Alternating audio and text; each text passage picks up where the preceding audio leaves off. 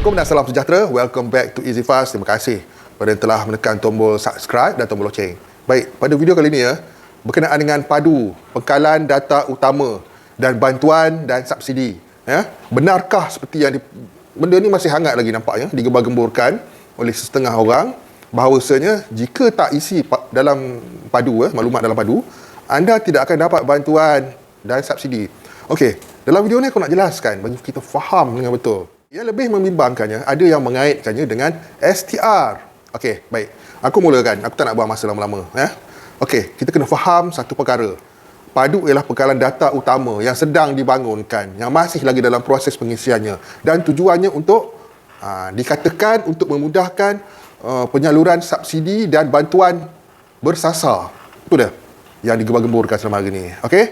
Jadi, sekiranya, persoalan yang timbul tu, sekiranya tidak mengisi maklumat dalam padu, adakah akan terlepas segala-gala bantuan termasuk STR. Jadi aku nak clearkan pada video ni. Subsidi. Apakah itu subsidi? Subsidi ialah bantuan kerajaan secara pemotongan. Kita boleh panggil rebate untuk setiap apa benda pun.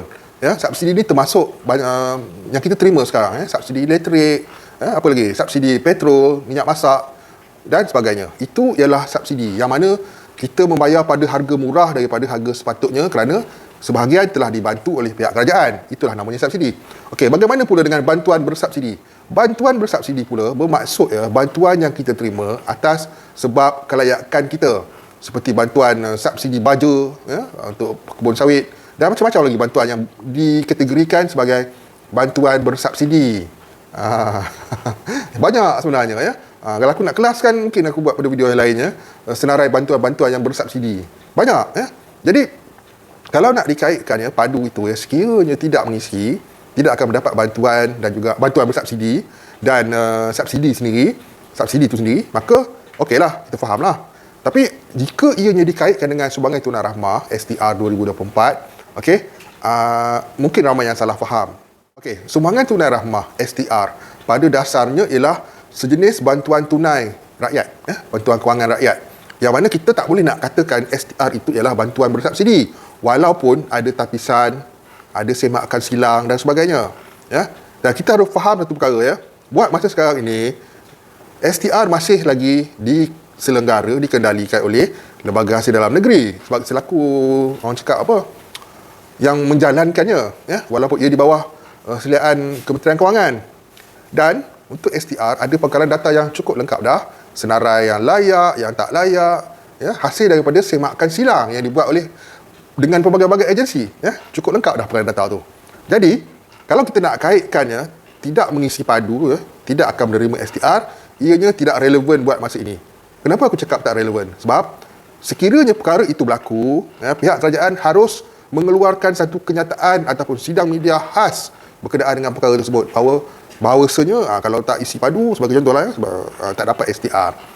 Itu yang pihak kerajaan harus buat sekiranya nak dikaitkan STR itu dengan padu. Sebab padu pengkalan data lain dan STR ada pengkalan datanya yang sendiri. Kalau bagaimanapun, satu hari nanti, mungkin bukan tahun ni, mungkin hujung tahun ni, kesemua maklumat-maklumat daripada pelbagai agensi ni akan disatukan di dalam padu tersebut. Satu hari nanti, bukan dalam masa terdekat ni. Harap maaf. Jangan salah faham. Kena faham padu itu apa, tujuannya, dan STR itu pula apa, dan sebagainya. Perkara itu ialah dua perkara yang berlainan buat masa ini, dan sehingga tiada sebarang pengumuman tentang kalau tak isi padu, tak dapat STR, maka kita stay dengan apa yang ada sekarang. Kita harus ingat, perkaran data yang ada pada lembaga hasil sudah cukup untuk pelaksanaan STR. Dan STR ini bantuan tunai yang telah pun ditapis, dan ia bukanlah kita nak cakap ia sebagai bantuan bersasar sebenarnya. Tak sesuai STR ni. Itu adanya. Harap semua jelas dan faham. Jangan kita silap faham tentang banyak perkara. Tentang satu perkara tu kita perlu dijelaskan. Semoga penjelasan yang aku berikan ni sedikit sebanyak memberi gambaran padu tu apa, STR tu apa, pengkalan data utama itu apa, dan data-data yang ada pada lembaga hasil tu apa.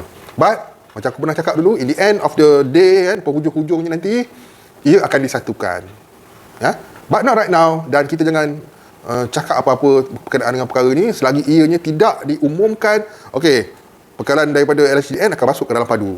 Tak boleh selagi ianya tidak diperkatakan sedemikian rupa. Ya. Jadi SDR masih menggunakan pakai perkaran data lembaga asing dalam negeri. Sekian. Jumpa pada yang akan datang. Assalamualaikum, salam sejahtera dan salam hormat untuk semua. Bye-bye.